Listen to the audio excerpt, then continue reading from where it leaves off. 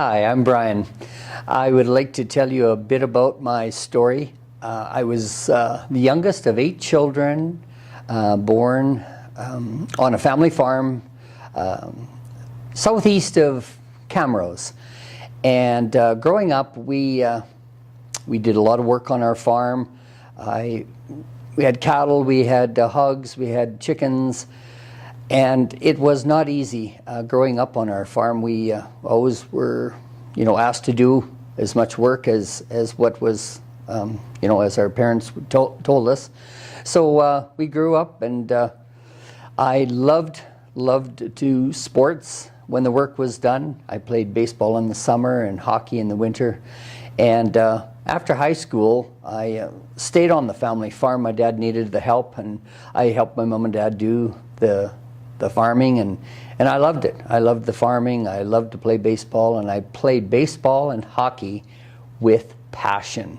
I felt like anything you're going to do it with all your might. So growing up in our little town, we had it was kind of a little beer drinking community, and we actually had even a little in our sign going into our town of Heisler, we had a little guy with holding up a beer stein, and that's what was kind of the thing in our hometown. We drank lots of beer, and every time there was a ball game or hockey or a social or a dance or anything like that, there was alcohol. And I grew up drinking lots of beer and thinking that it was a good thing, and it was lots of fun at the time. But it carried on into my life, and in 1980, I met this beautiful young neighbor girl that I knew all my life, but I just didn't have much interest in her before. But she went to the same churches that I went to, and so I started dating her, and in 1981, we got married. And to our union, we had 5 children. In 7 years, the children came close, and so we, the habits that I had formed growing up, going to dances and parties, and it just kind of continued on. I loved people, I loved to socialize, I loved to drink, and it caused a lot of problems in our marriage. And my wife was always trying to tell me just to slow down with the alcohol. And finally, in 2000, in the year 2000, she said, "I think you need help, Brian." So I reluctantly started going to AA, and it seemed like it really helped. I met some amazing people. They could identify with all the things that I was dealing with, and we had some good talks. And but there was still something missing in my life. I just couldn't put a handle on it. So my wife had suggested that we go to this Alpha program that was they were running in a nearby church. And it was 10 sessions of a week. And we went to them. And man, I learned about, for all the church that I had went to, and I went to church from a little boy on, and it was talked about a personal relationship with Jesus, and I never really caught on to that. And they talked about being able to talk to God just like a friend, talk to Jesus just like he was your, just a real close friend. And so after the first year, we came back again. They were running it again the next year, and we started leading the groups. And I just remember how I just loved being there, and I loved, doing the program.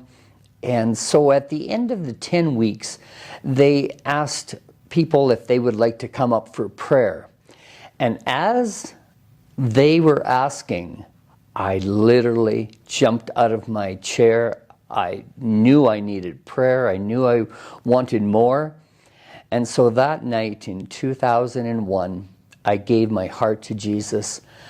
I told him how much I loved him, and what I wanted to do for the rest of my life was live for him, live for you. And I never cried so hard, and I just couldn't believe that my heart had gotten softened in those 10 weeks. And so after that, our family had just kind of turned around. The drinking had stopped, and I used to swear like a sailor, and it was just swearing at this or swearing at that, especially when we worked with the cattle or the hogs or anything like that. It just seemed to bring out the worst in a person. And just like that swearing, all that horrible talk that came out of my mouth, it had stopped.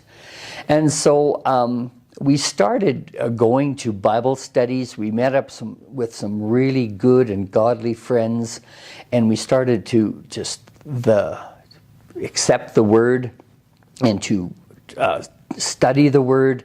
And it was just we were growing by leaps and bounds. My wife and I, we went to these, and we just enjoyed the people around us. God just put people that were good and godly into our hearts, or into our lives, and it was just so fun.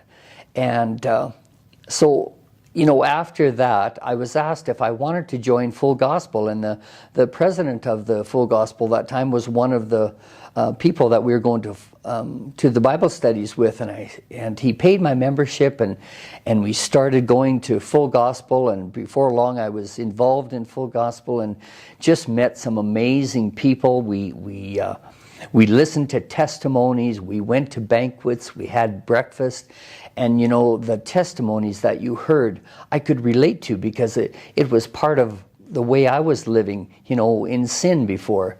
And now I was living for Jesus. And I just know that Full Gospel has been a big part of my life, and I know that people that love Jesus can change. And if you just give your heart to Jesus, there will be a difference in your life. So I thank Him every day. I ask Him, He gave me that, I ask Him for help. I ask Him to help me through those days, those times when I'm not sure how to navigate.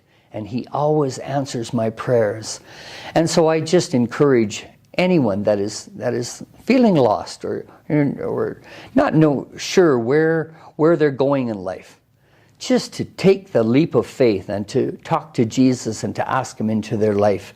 And I know that it will make a difference, as it did in my life.